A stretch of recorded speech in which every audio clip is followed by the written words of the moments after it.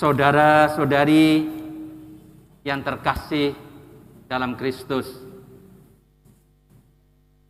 dalam suatu audiensi umum, Paus Yohanes Paulus II pernah memberikan katekese tentang diakonat. Pada kesempatan ini, perkenankan saya hanya menyampaikan sebagian dari apa yang beliau katakan. Paus Yohanes Paulus II mengingatkan kita pada ajaran Konsili Vatikan II dalam Lumen Gentium nomor 41. Di situ diajarkan bahwa para diakon melayani misteri Kristus dan gereja. Oleh karena itu mereka wajib mempertahankan kemurnian dari segala macam cacat celah dan harus berkenan kepada Allah serta menjadi teladan dalam segala hal. Itulah syarat-syarat diakon seperti dapat disimpulkan dari 1 Timotius pasal 3 ayat 8 sampai 11, dilanjutkan ayat 12 dan ayat 13. Jadi para diakon wajib memberikan kesaksian, bukan hanya ketika melaksanakan tugas dan ketika melayani umat sebagai pastor, pembantu, sebagai diakon, pelayan, tetapi juga dalam tingkah laku atau peri hidup mereka. Selanjutnya, Paus Yohanes Paulus II juga mengulangi apa yang diajarkan oleh Paus Paulus ke-6 dalam surat apostolisnya yang berjudul Sacrum Diaconatus Ordinem, di mana dikatakan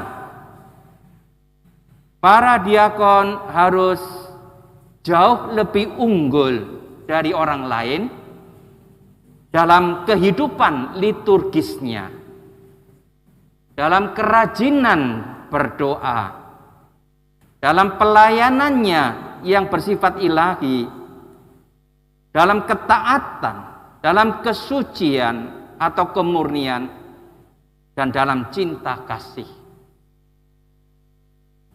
Para saudara yang terkasih,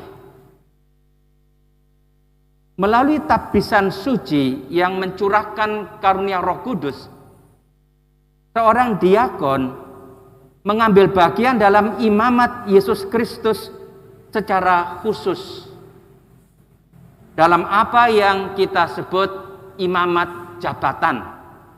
Sebab setiap orang yang dibaptis itu mengambil bagian dalam imamat Yesus, tetapi itu namanya imamat umum. Ada orang-orang tertentu yang dipanggil untuk memiliki jabatan dan pelayanan khusus dalam gereja, yaitu imamat jabatan. Kita tahu ada 3: uskup, imam, dan diakon. Seorang diakon mengambil bagian dalam hierarki gereja, mengambil bagian dalam imamat Yesus Kristus. Memang para diakon mempunyai imamat yang terbatas. Dia tidak mengambil bagian seperti imamat imam atau imamat para uskup. Akan tetapi, dalam hal kewajiban mereka untuk mengejar kesucian, para diakon sama, tidak bedanya dengan kewajiban seorang uskup atau imam.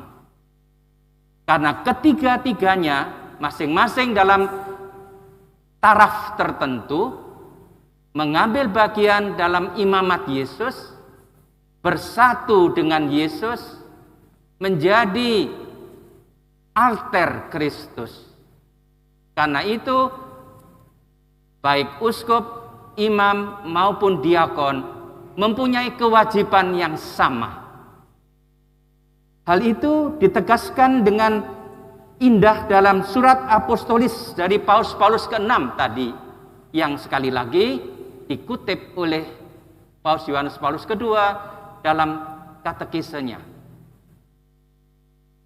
Dikatakan di situ, untuk memenuhi kewajiban-kewajiban suci dan bahkan lebih mendalam lagi untuk menanggapi kewajiban rohani seorang diakon, maka dengan bantuan rahmat sakramental mereka harus melakukan latihan-latihan hidup rohani. Sebagaimana dikatakan dalam surat apostolis itu, yaitu 1, para diakon harus cermat membaca sabda Allah dan merenungkannya dengan penuh perhatian. Ini sangat jelas karena para diakon memang mempunyai tugas pertama-tama mewartakan firman Allah. Yang kedua, sering mengikuti misa kudus, bahkan jika mungkin setiap hari. Lalu menerima komuni kudus dan mengunjungi sakramen Maha Kudus dengan penuh devosi.